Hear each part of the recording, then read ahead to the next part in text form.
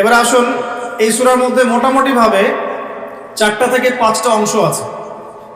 প্রথম অংশটাতে আল্লাহ রাব্বুল আলামিন ইযা ওয়াকাআতিল ওয়াকিয়া এখান থেকে শুরু করে প্রায় 10 নম্বর আয়াত পর্যন্ত আল্লাহ রাব্বুল আলামিন এখানে কিয়ামতের কথা বলছেন, যে কিয়ামত অবশ্যম্ভাবী, এটা ঘটবেই, এ বিষয়ে কোনো সন্দেহ নাই। এবং কিয়ামত যখন ঘটবে তখন মানুষ 3টা দলে ভাগ হয়ে যাবে। কয়টা দল? 3টা। একটা হচ্ছে ডান পার্শ্বওয়ালা আসহাবুল ইয়ামিন, যারা আল্লাহ রাব্বুল আলামিনের ডান দিকে থাকবে। একদল হচ্ছে আসহাবুশ শিমাল, যারা আল্লাহ রাব্বুল আলামিনের বাম দিকে থাকবে। আর এখানে বলা হচ্ছে আসহাবুল মাইমানাতি ওয়া আসহাবুল মাশআমা, অর্থাৎ ডানপন্থী এবং বামপন্থী। দুনিয়াতে যেমন আছে না ডানপন্থী বামপন্থী, আল্লাহ রাব্বুল আলামিনের কাছেও কিয়ামতের মাঠে একদল মানুষ আল্লাহ পাকের ডান দিকে থাকবে, আরেকদল থাকবে আল্লাহ পাকের বাঁ দিকে। ডান দিকে যারা থাকবে ইনশাআল্লাহ তাআলা নিশ্চিত তারা জান্নাতি, আর বাম দিকে যারা থাকবে কোনো সন্দেহ নাই তারা জাহান্নামী। এর সাথে সম্পৃক্ত একটা হাদিস আছে যে মেরাজের রাতে যখন নবী সাল্লাল্লাহু আলাইহি ওয়াসাল্লাম আল্লাহ পাকের সাথে সাক্ষাতের জন্য গিয়েছিলেন, তখন প্রথম আসমানে তার সাথে দেখা হয়েছিল আমাদের পিতা, আদি পিতা আদম আলাইহিস সালাম। আদম আলাইহিস সালাম একবার ডান দিকে তাকাচ্ছেন, একবার বাঁ দিকে তাকাচ্ছেন। যখন তিনি ডান দিকে তাকান তখন হাসতে শুরু করেন, আর যখন বাঁ দিকে তাকান তখন তিনি কাঁদতে শুরু করেন। এই দৃশ্যটা দেখে নবী সাল্লাল্লাহু আলাইহি ওয়াসাল্লাম জিবরাইল আলাইহিস সালামকে বলেছিলেন এর কারণ কি। তখন জিবরাইল আলাইহিস সালাম বলেছিলেন যে আদম আলাইহিস সালাম যখন ডান দিকে তাকান তখন তার সেই সব সন্তানদেরকে দেখতে পান যারা জান্নাতি, তখন তিনি হেসে ওঠেন।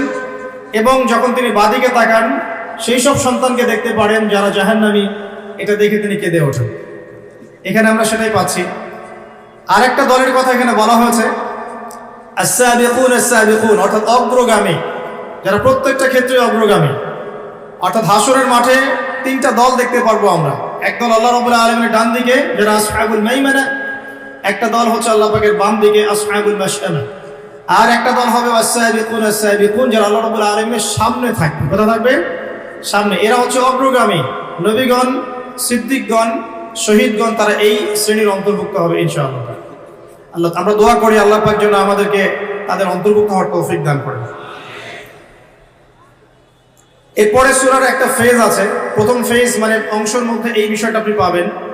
দ্বিতীয় অংশে গিয়ে আপনি পাবেন যে জান্নাতি যারা আসহাবুল মাইমানা, তাদের নিয়ামত কি কি দেয়া হবে, তাদেরকে আল্লাহ পাক কি কি নিয়ামত দিবেন, এটা আল্লাহ রাব্বুল আলামিন এই সূরার প্রায় 40 নম্বর আয়াত পর্যন্ত আলোচনা করেছে। ঠিক আছে। এরপর আল্লাহ রাব্বুল আলামিন 41 নম্বর আয়াত থেকে শুরু করেছেন বাম দিকওয়ালা যারা, তাদের কি কি শাস্তি হবে, এই শাস্তিগুলোর ডিটেইলস বর্ণনা সূরা ওয়াকিয়ার 41 নম্বর আয়াত থেকে শুরু করে মোটামুটিভাবে 60 নম্বর আয়াত পর্যন্ত আপনি পাবেন। এরপরে 60-এর পরে 61 নম্বর আয়াত থেকে একটা নতুন অধ্যায় শুরু হচ্ছে, যে এই পৃথিবীতে আল্লাহ পাক আমাদেরকে যে নিয়ামতগুলো দিয়েছেন এগুলোর কথা আল্লাহ পাক স্মরণ করে দিচ্ছেন মোটামুটিভাবে 74 নম্বর আয়াত পর্যন্ত। আর 75 নম্বর আয়াত থেকে শুরু করে শেষ পর্যন্ত আল্লাহ রাব্বুল আলামিন বলছেন কোরআন নাজিল হওয়া, কোরআনের গুরুত্ব, এর পবিত্রতা, মাহাত্ম্য এবং কোরআন অনুযায়ী আমলের গুরুত্ব এবং কোরআন অস্বীকারীদের পরিণতি। এবং শেষে গিয়ে আল্লাহ রাব্বুল আলামিন বলছেন এই 3 দলের মধ্যে কোন দলের পরিণতি কি হবে এবং আমরা কোন দলের অন্তর্ভুক্ত হতে চাই। এভাবে আল্লাহ রাব্বুল আলামিন সূরাটাকে শেষ করেছে। আমরা শুরুটা করতে চাচ্ছি শেষের অংশ থেকে, কারণ শেষের অংশের মধ্যেই মূল মেসেজটা আপনি পাবেন, পরেরগুলো আস্তে আস্তে আসবে রিলেটেড ভাবে। আমি শেষ থেকে শুরু করার চেষ্টা করছি, আল্লাহ পাক তৌফিক দান করুন, আমিন। আল্লাহ রাব্বুল আলামিন শেষের দিকে বলছেন 75 নম্বর আয়াতে, এখান থেকে বোঝার চেষ্টা করুন। আমরা জানি রাসূলুল্লাহ সাল্লাল্লাহু আলাইহি ওয়াসাল্লাম এমন একটা যুগে ছিলেন যে যুগটাকে আমরা বলি আইয়ামে জাহিলিয়াত। কি বলি আমরা? কেন আইয়ামে জাহিলিয়াত বলি? কারণ ওই যুগের মানুষেরা জাহেলি কাজের সাথে সম্পৃক্ত ছিল। প্রশ্ন আসবে কি কি কাজ তাহলে জাহেলি কাজ? উত্তর হচ্ছে ওই যুগের মানুষরা মোটামুটি ভাবে 5টা কাজ বেশি করতো। কয়টা কাজ ভাই? 5টা। একটু মনে রাখবেন, আমার সাথে একটু লাইভলি থাকেন। 1 নাম্বার, ওই যুগের মানুষরা শিরক করত। তাদের জীবনের প্রতিটা ক্ষেত্রেই তারা শিরকের পাপে নিমজ্জিত ছিল। 1 নাম্বার, তারা স্ট্যাচু ওয়ার্শিপ করত, মৃত মানুষের পূজা করত, তারা মাধ্যম পূজা করত, তারা কেউ কেউ নাস্তিকতায় বিশ্বাসী ছিল, কেউ বা আল্লাহ পাকের বিধান মানত না কিন্তু আল্লাহকে বিশ্বাস ঠিকই করত। তো শিরকের পাপ ছিল তাদের কমন পাপ। তারা প্রকৃতি পূজাও করেছে। দ্বিতীয় পাপটা ছিল সুদ। ওই যুগের মানুষেরা রিবা বা সুদের সাথে সম্পৃক্ত ছিল। এটা ছিল ওই যুগের অর্থনৈতিক মহামারী। এরপরে ওই যুগের মানুষরা মাদক দ্রব্যের সাথে সংশ্লিষ্ট ছিল। সমাজের একটা বড় অংশের মানুষ মাদক দ্রব্য সেবন করত। চতুর্থ পাপটা ছিল নারীর অবমাননা। ওই যুগের মানুষেরা নারী জাতিকে খুব একটা মূল্যায়ন করতো না। আমরা জানেন কন্যা সন্তানকে জীবিত কবর পর্যন্ত দেয়া হয়েছে। নারীদের বৈবাহিক তেমন কোনো অধিকার ছিল না, সম্পত্তির অধিকার তো অনেক দূরের কথা। জেনা ব্যভিচার একটা নিত্য নৈমিত্তিক ব্যাপার ছিল। ধর্ষণ, পরকীয়া, জেনা, ব্যভিচার, মেয়েদেরকে বিক্রি করা, এগুলো খুব কমন বিষয় ছিল। আর 5 নম্বর সমস্যা ছিল গোত্রীয় হানাহানি। সামান্য ইস্যুতেই বড় বড় যুদ্ধ হয়ে যেত বিভিন্ন গোত্রের মধ্যে। মূলত এই 5টাই ছিল আইয়ামে জাহিলিয়াতের সবচেয়ে বড় সমস্যা। এরকম একটা সমাজে নবী সাল্লাল্লাহু আলাইহি ওয়াসাল্লামকে আল্লাহ পাক নবী করে পাঠালেন এবং 40 বছর পর্যন্ত কিন্তু ওহী আসেনি নবী সাল্লাল্লাহু আলাইহি ওয়াসাল্লামের কাছে। তারপরেও তিনি কোনোদিনও কোনো পাপের সাথে সম্পৃক্ত হন নাই। এখন সমাজের এই অসঙ্গতিগুলো নবী সাল্লাল্লাহু আলাইহি ওয়াসাল্লাম দূর করতে চাইতেন। এ কারণে যুবক বয়সে তিনি হিলফুল ফুজর তৈরি করেছিলেন। কিন্তু হিলফুল ফুজর সমাজের পুরো পাপের যে শেকড়, এটাকে উপড়ে ফেলতে সক্ষম হয়নি। কারণ একটা সমাজকে সংস্কার করতে হলে, অন্ধকারাচ্ছন্ন একটা সমাজকে আলোকিত করতে হলে মানুষের মস্তিষ্ক প্রসূত জ্ঞান, বিদ্যা আর বুদ্ধি যথেষ্ট নয়। প্রয়োজন হচ্ছে আল্লাহ পাকের পক্ষ থেকে ওহীর জ্ঞান। কি প্রয়োজন বলেন? আল্লাহ পাকের পক্ষ থেকে ওহীর জ্ঞান। কিন্তু সেই ওহীর জ্ঞান কিন্তু 40 বছর পর্যন্ত আসেনি। এসেছে 40 বছরে গিয়ে নবী সাল্লাল্লাহু আলাইহি ওয়াসাল্লাম যখন হেরা গুহায় আছেন, তখন তার কাছে আসলো প্রথম সূরা আলাকের 5টি আয়াত। ইকরা বিসমি রাব্বিকাল্লাযী খালাক, তারপর কি খালাকাল ইনসানা মিন আলাক, ইকরা ওয়া রাব্বুকাল আকরাম আল্লাযী আল্লামা বিল কলম আল্লামাল ইনসানা মা লাম ইয়ালাম। আগে একটু এটা অর্থগুলো দেখি। আল্লাহ পাক বলছেন, যে সমাজটা আপনি পরিবর্তন করতে চাচ্ছেন, এই সমাজে পরিবর্তন এভাবে হবে না। আগে কি করতে হবে? ইকরা, আগে পড়তে হবে। কি পড়তে হবে? বিসমি রাব্বিকাল্লাযী খালাক, আপনার সেই রবের নামে যিনি আপনাকে সৃষ্টি করেছেন। যে জ্ঞান আপনাকে আল্লাহ পর্যন্ত পৌঁছে দিবে, সেই জ্ঞান চর্চা আপনাকে করতে হবে। এটা 1 নম্বর। 2, খালাকাল ইনসানা মিন আলাক, যে আল্লাহ মানুষকে আলাক থেকে সৃষ্টি করেছেন, অর্থাৎ মানুষ এমনি এমনি পৃথিবীতে আসে নাই, তার একজন সৃষ্টিকর্তা আছেন। ইকরা ওয়া রাব্বুকাল আকরাম, আপনি পড়ুন আপনার সেই রবের নামে যিনি মহামান, মহিমান্বিত, মহা সম্মানিত। আল্লাযী আল্লামা বিল কলম, যিনি মানুষকে কলম দ্বারা জ্ঞান শিক্ষা দিয়েছেন। পড়ার সাথে লেখার সম্পর্ক আছে। আল্লামাল ইনসান মা লাম ইয়ালাম, মানুষকে সেই জ্ঞান শিক্ষা দিয়েছেন যা মানুষ জানতো না। আল্লাহ পাক আদম আলাইহিস সালামকে সৃষ্টি করেই প্রথমে তাকে সমস্ত নাম শিক্ষা দিয়েছেন। ওয়া আল্লামা আদামাল আসমাআ কুল্লাহা, আল্লাহ পাক বলেন আমি আদমকে সমস্ত নাম শিক্ষা দিয়েছি। তার মানে আদম আলাইহিস সালাম সৃষ্টিগতভাবে জ্ঞানী ছিলেন না, আল্লাহ পাক তাকে জ্ঞান দিয়েছেন। অর্থাৎ আমরা যারা পৃথিবীতে আছি, আমরা সৃষ্টিগতভাবে জ্ঞানী নই, আল্লাহ পাক আমাদেরকে জ্ঞান দিয়েছেন। এবং এই জ্ঞান কিভাবে আসে? ওহীর জ্ঞান, ওহীর মধ্য দিয়ে আসে। আল্লাহ রাব্বুল আলামিন প্রত্যেক যুগে যুগে নবীগণকে পাঠিয়েছেন, রাসূলগণকে পাঠিয়েছেন এবং তাদের উপর ওহী নাযিল করেছেন। সেই জ্ঞানটা ছড়িয়ে পড়েছে আদম সন্তানদের মধ্য থেকে, এবং সেই জ্ঞানের চর্চায় আমরা এখন সমাজ সংস্কারের প্রয়াস পাই, আলহামদুলিল্লাহ। প্রিয় ভাইয়েরা, নবী সাল্লাল্লাহু আলাইহি ওয়াসাল্লামের উপর এই যে প্রথম কোরআন নাযিলটা শুরু হলো, এটা ছিল রমাদান মাসে এবং লাইলাতুল কদরে। এরপরে বিভিন্ন সময়ে প্রায় 23 বছর ধরে বিভিন্ন ঘটনার পরিপ্রেক্ষিতে এক এক সময় এক একটা বিধান এবং আয়াত নাযিল হয়েছে। এভাবে 23 বছর পর যখন এই কোরআন এবং তার ব্যাখ্যা হাদিসকে কেন্দ্র করে নবী সাল্লাল্লাহু আলাইহি ওয়াসাল্লাম সমাজ সংস্কার করা শুরু করলেন, 23 বছর পর আমরা দেখলাম যে মক্কার মধ্যে কোনো প্রকার শিরকের বালাই নাই, আলহামদুলিল্লাহ। আমরা দেখলাম যে মক্কায় কোনো সুদ বা রিবা বলতে কিছু নাই। আমরা দেখলাম যে মক্কায় মাদক দ্রব্য বলতে কিছু নাই, মক্কায় জেনা ব্যভিচার নাই, মক্কায় কোনো গোত্রীয় হানাহানি নাই, কোনো নারী জাতির কোনো অবমাননাও নাই। অর্থাৎ পুরো অন্ধকারাচ্ছন্ন সমাজটা আলোকিত হলো কিসের কারণে, কিসের মাধ্যমে? আল্লাহ পাকের ওহীর মাধ্যমে। সেই ওহীটা কি? যেটা আমার হাতে দেখছেন, আল কোরআনুল কারীম। আল্লাহ পাকের ওহীটা কি? আল কোরআনুল কারীম, এবং তার ব্যাখ্যায় কি আছে? সুন্নাহ আছে। নাকি সুন্নাহ নাই? কোরআন এবং সুন্নাহ একত্রিত হয়েই তো ওহী। কিছু মানুষ এখন বের হয়েছেন দুঃখজনক, যারা বলেন যে কোরআন মানলেই হবে, হাদিস মানার কোনো প্রয়োজন নাই। এটা একটা ডাহা মিথ্যা কথা এবং এটা একটা ডাহা পথভ্রষ্ট। এখান থেকে বের হওয়ার জন্য আমরা দাওয়াত প্রদান করব। কারণ হাদিস না মানলে আপনি কোরআনও মানতে পারবেন না। কারণ কোরআনে আল্লাহ পাক বলছেন সূরা হাশরের 7 নম্বর আয়াতে, ওয়া মা আতাকুমুর রাসূলু ফাখুযু, রাসূল যা দিয়েছেন তা গ্রহণ করো, ওয়া মা নাহাকুম আনহু ফান্তাহু, রাসূল যা যা থেকে বিরত থাকতে বলেছেন দূরে থাকো। এখন রাসূল যা বলেছেন সেগুলো কি আমরা কোরআনে পাবো না হাদিসে?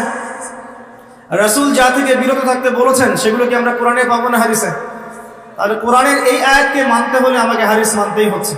যদি আমি হাদিস না মানি তাহলে কোরআনের এই আয়াতের উপরে আমল হচ্ছে না। অতএব আপনি কোরআন অস্বীকারী কাফের হয়ে যাবেন। নাউযুবিল্লাহ, আল্লাহ পাক হেফাজত করুন। আমিন। বলতে চাচ্ছিলাম, মাত্র 23 বছরে নবী সাল্লাল্লাহু আলাইহি ওয়াসাল্লাম পুরো আরবের পরিবেশ পরিবর্তন করে দিয়েছিলেন কোরআন এবং সুন্নাহকে হাতে নিয়ে। এখন আল্লাহ পাক এই 23 বছরে প্রথম 13 বছর নবীজিকে রেখেছেন মক্কায়, আর বাকি 10 বছর রেখেছেন মদিনায়। আর মক্কায় যে সূরাগুলো নাজিল হচ্ছিল এইগুলোর মধ্যে পরকালের কনসেপ্ট বেশি ছিল। আল্লাহর তাওহীদ, পরকাল, মৃত্যু, হাসর, জান্নাত, জাহান্নাম, মিজান, পুলসিরাত, মানুষের দৃষ্টিভঙ্গি আগে পরিবর্তন করা হচ্ছিল যে এই দুনিয়ার জীবনটা সাময়িক এবং এটা চিরস্থায়ী নয়, আমাদেরকে ফিরে যেতে হবে আল্লাহর কাছে। এই দুনিয়ার জীবনটা হচ্ছে একটা কর্মক্ষেত্র মাত্র, ফলাফলের জায়গা এটা নয়। এই কনসেপ্টটা পরিষ্কার করার জন্য আল্লাহ রাব্বুল আলামিন মাক্কি জীবনে কিন্তু খুব বেশি এই সুদের বিধান, জিহাদের বিধান, অন্যান্য যে বিধানগুলো আছে, পর্দার বিধান, এগুলো কিন্তু খুব একটা মক্কায় নাজিল হয়নি, মদিনায় গিয়ে নাজিল হয়েছে। আমার কথা কি বুঝতে পারছেন? আগে মানুষের আকীদাটাকে, মানুষের দর্শনটাকে চেঞ্জ করা হয়েছে।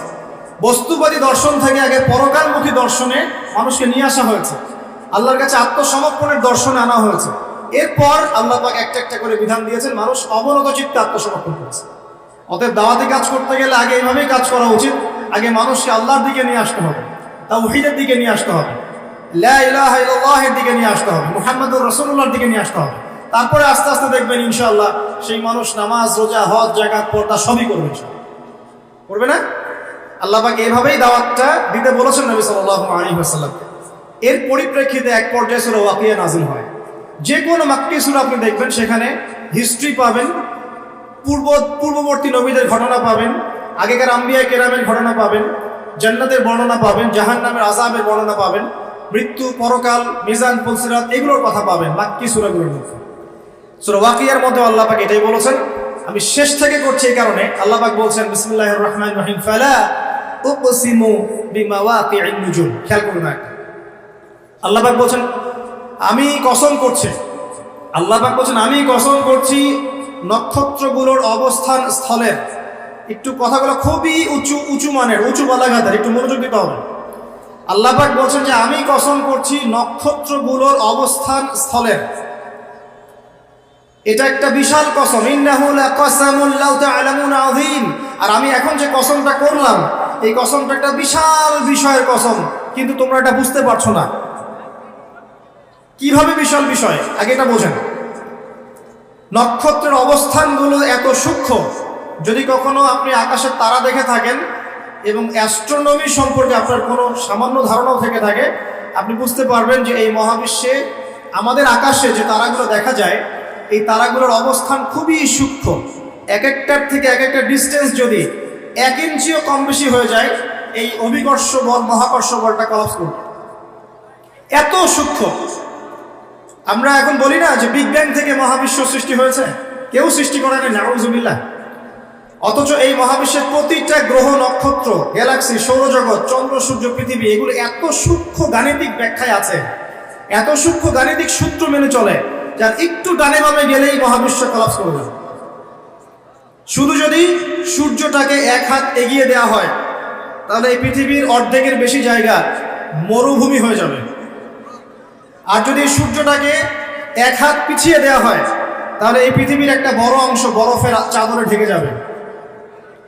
শুধু যদি চাঁদকে একটু এগিয়ে দেওয়া হয় পৃথিবীর একটা বড় অংশ সমুদ্রের পানিতে ভেসে যাবে। আর চাঁদকে যদি একটু পিছিয়ে দেওয়া হয় ভাটা পড়ে যাবে, সাগরের স্রোত পাবেন না আপনি।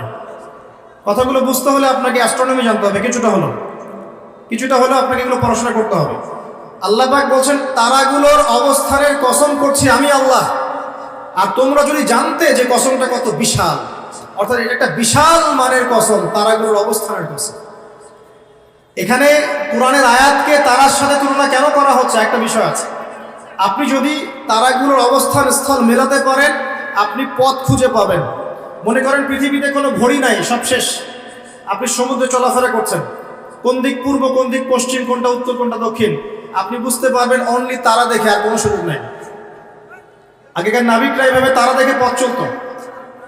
একটু রিল্যাক্সে যদি রাতের বেলা তারা দেখতে পারেন, আপনি দেখবেন আপনি খালি চোখেই বুঝতে পারবেন তারাগুলোর মধ্যে একটা গাণিতিক সূত্র আছে। যদি আপনি জ্যামিতি বুঝে থাকেন, এক একটা থেকে একটা ডিস্টেন্স, তার থেকে আরেকটা ডিস্টেন্স দেখবেন সমান।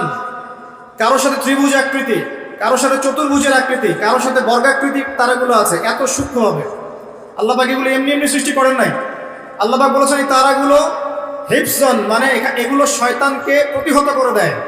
শয়তান যদি উপরে উঠে খবর নেওয়ার জন্য আল্লাহ পাক এরকম উল্কাপিণ্ড নিক্ষেপ করেন তাদের পিছনে। আল্লাহ পাক বলছেন তারাগুলোর অবস্থান স্থিতি তোমাদেরকে পথ দেখাবে, ঠিক যেমন কোরআনের আয়াতগুলো তোমাদেরকে পথ দেখায়। এখানে একটা বিষয় বোঝার চেষ্টা করুন।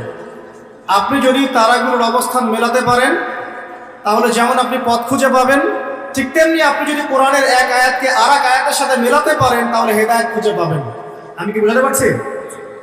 এক তারা আর এক তারার অবস্থান মিলিয়ে যদি আপনি পথ খুঁজতে পারেন, ঠিক একইভাবে কোরআনের একটা আয়াতকে আরেকটা আয়াতের সাথে মেলালে আপনি একটা হেদায়েতের পথ খুঁজে পাবেন। এ কারণে তারাগুলোর সাথে কোরআনের আয়াতকে তুলনা করা হচ্ছে। আল্লাহ পাক বলছেন এই বিশাল কসম করে আমি বলছি কি, আচ্ছা একটা কথা, আল্লাহ পাক কেন কসম করেন? আল্লাহ রাব্বুল আলামিন সবসময় এমন কিছুরই কসম করেন যেটা খুব বেশি ইম্পর্টেন্ট। আল্লাহ পাক অহেতুক কোনো কিছুর কসম করেন না। আল্লাহ পাক বলছেন বলে আসলে সময়ের কসম, মানে সময়টা খুব ইম্পর্টেন্ট জিনিস। আল্লাহ পাক বলছে তিন ফলের কসম, তিন ফল গুরুত্বপূর্ণ। ও জাইতুন ইম্পর্টেন্ট। ও তুরি সিনিন, তুর পাহাড়, সিনাই পাহাড় ইম্পর্টেন্ট। ও দুহা অপরাহ্নের শপথ, ও লাইল রাতের শপথ। ঠিক আছে? আল্লাহ পাক কোনো ক্ষেত্রে ফালা ওয়া রাব্বুক, তোমার রবের কসম এটাও বলেছেন, নিজের কসম নিজে করেছেন। তো আল্লাহ পাক নিঃসন্দেহে সেই বিষয়ের কসম করেন যেটা আমাদের কাছে অনেক বেশি ইম্পর্টেন্ট। এখানে আল্লাহ পাক বলছেন আমি আকাশের তারার অবস্থান স্থলের কসম করছি, কসম করে বলছি। বিশাল বিষয়ের কসম করে আল্লাহ পাক একটা বড় কথাই বলতে যাবেন। একটা বড় বিষয়ে এর কসম করে নিশ্চয়ই একটা বড় কথা আসবে, এটা স্বাভাবিক, তাই না? আমরা যখন বলি আল্লাহর কসম করে বলছি এটা, আল্লাহর কসম করে বলছি ওইটা, তাহলে আল্লাহর কসম করলে আপনাকে তো একটা বড় কথাই বলতে হবে নাকি? সামান্য একটা বিষয় তো আপনি আল্লাহর কসম করবেন না, করবেন? একটা বিষয় মনে রাখবেন, মান হালাফা বিগাইরি ইসমিল্লাহি ফাকাদ কাফার, কেউ যদি আল্লাহ রাব্বুল আলামিন ছাড়া অন্য গায়রুল্লাহর নামে কসম করে সে ব্যক্তি কুফরি করলো। কেউ যদি আল্লাহ ছাড়া অন্য কারো নামে কসম করে সে ব্যক্তি কুফরি করলো। যদি জীবনে কসম করতেই হয় আল্লাহ পাকের নামে করবেন। আর যদি আল্লাহর নামে কসম করেন তাহলে সত্য কথা বলতে হবে। আর আল্লাহর নামে কসম করে যদি আপনি মিথ্যা কথা বলেন তাহলে কাফারা দেওয়া লাগবে। ঠিক আছে? আল্লাহ পাক এখানে বড় কসম করে বলছেন যে ইন্নাহু লাকুরআনুন কারীম, নিঃসন্দেহে এই যে কোরআন এটা মহিমান্বিত। ফি কিতাবিম মাকনুন, এটা ওই যে সুরক্ষিত একটা কিতাব, সেখানে লিখিত আছে। কোন কিতাব এটা? লাওহে মাহফুজ। নাম শুনেছেন কি? আল কোরআন লাওহে মাহফুজে, সেখান থেকে প্রথম আসমানে এসেছে লাইলাতুল কদরে, একবারে নাজিল করা হয়েছে। এই প্রথম আসমান থেকে দীর্ঘ 23 বছর বিভিন্ন ঘটনা এবং কালের প্রেক্ষিতে কোরআনের বিভিন্ন অংশ নাজিল হয়েছে। প্রথম নাজিল হয়েছে লাওহে মাহফুজ থেকে প্রথম আসমানে, তারপর সেখান থেকে বিভিন্ন ঘটনার প্রেক্ষিতে নবী সাল্লাল্লাহু আলাইহি ওয়াসাল্লামের কাছে। আল্লাহ পাক সেটাই বলছেন এই কোরআন হচ্ছে মাকনুন, আর লা ইয়ামাসসুহু ইল্লাল মুতাহহারুন, এই কোরআন পবিত্র ব্যক্তি ছাড়া বা সত্তা ছাড়া কেউ স্পর্শ করতে পারে না। কারণ কাফেররা বলতো নাউযুবিল্লাহ, এই মুহাম্মদ সাল্লাল্লাহু আলাইহি ওয়াসাল্লামের কাছে যা নাজিল হচ্ছে শয়তান নাকি তার উপর ওহী করছে, নাউযুবিল্লাহ। আমার কথা কি বুঝতে পারছেন? আল্লাহ পাক এখানে যুক্তি খণ্ডন করছেন, জি না, শয়তানের পক্ষ থেকে এটা আসে নাই, বরং শয়তান অপবিত্র সত্তা পবিত্র কালামে স্পর্শ করতে পারে না। এখান থেকে একটা মাসআলাও আসবে, যখন আপনি কোরআন স্পর্শ করবেন তখন অবশ্যই ওযু করে নেবেন। অনেকে এটা নিয়ে ইখতিলাফ করেন, ওযু না থাকলেও ধরা যায়, বা ছোট নাপাকির ক্ষেত্রে ধরা যায়, বড় নাপাকিতে ধরা যায় না। ওই ইখতিলাফে আমি যাচ্ছি না। আমি ব্যক্তিগতভাবে যা আমল করার চেষ্টা করি, আমার কাছে যেটা বেশি অথেন্টিক মনে হয় সেটা আমি আপনাকে বলছি। ওযু ছাড়া কোরআন স্পর্শ করবেন না। কোরআন তেলাওয়াত করতে হলে, স্টাডি করতে হলে অবশ্যই ওযু করে নিয়ে বসবেন ইনশাআল্লাহ। আল্লাহ পাক বলছেন লা ইয়ামাসসুহু ইল্লাল মুতাহহারুন, পবিত্র সত্তা ছাড়া কোরআনকে স্পর্শ করে। এটা কি? তানজিলুম মির রাব্বিল আলামিন, আল কোরআন তোমার রব মানে মহাবিশ্বের প্রতিপালক আল্লাহর পক্ষ থেকে নাজিল হয়েছে। কোরআন কারো মন গড়া কথা নয়, কোনো অলিক গল্প বা উপন্যাস নয়।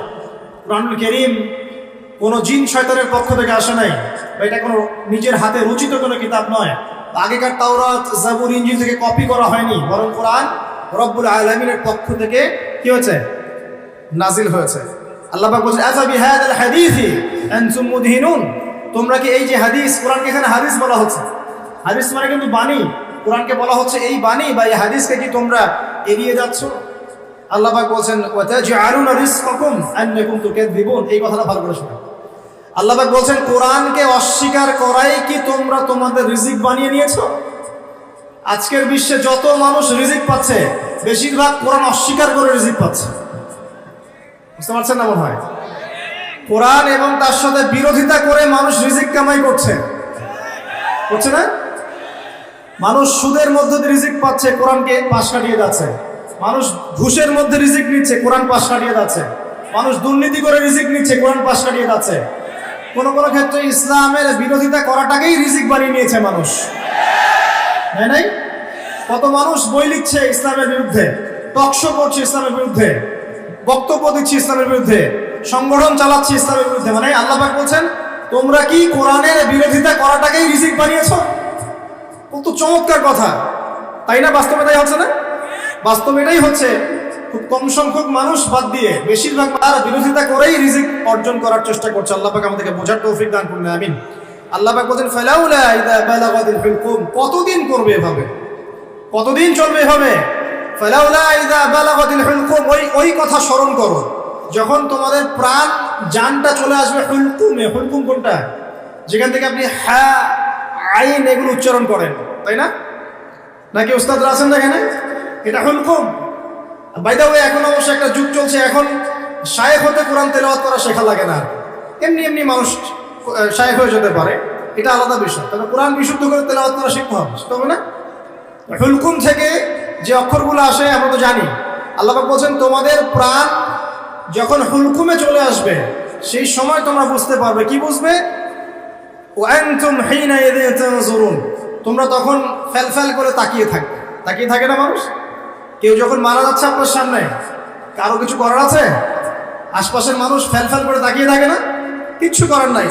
ওয়া নাহনু আকরাবু ইলাইহি মিনকুম ওয়ালাকিন লা তুবসিরুন, আল্লাহ পাক বলেন ওই সময় আমি তোমাদের চেয়ে ওই মাইয়াতের বেশি কাছে থাকি। ওই সময় তোমাদের চাইতে আমি আল্লাহ ওই ব্যক্তির বেশি কাছে থাকি। ফালাউলা ইন কুনতুম গায়রা মাদিনিন, তোমরা কি আমার কর্তৃত্বের অধীনে নাও?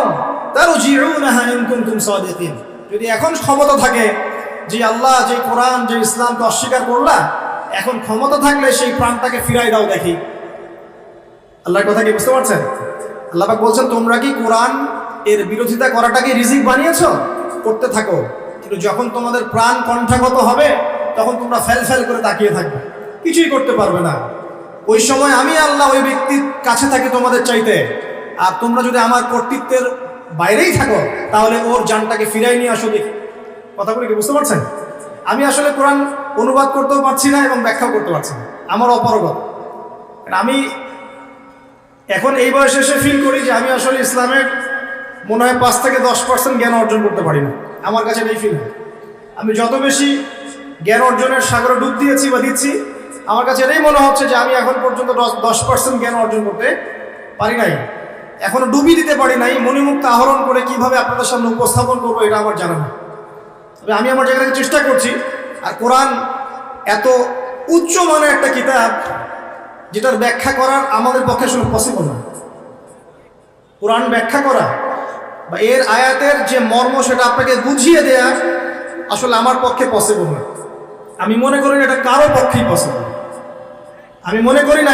পক্ষেই পসিবল।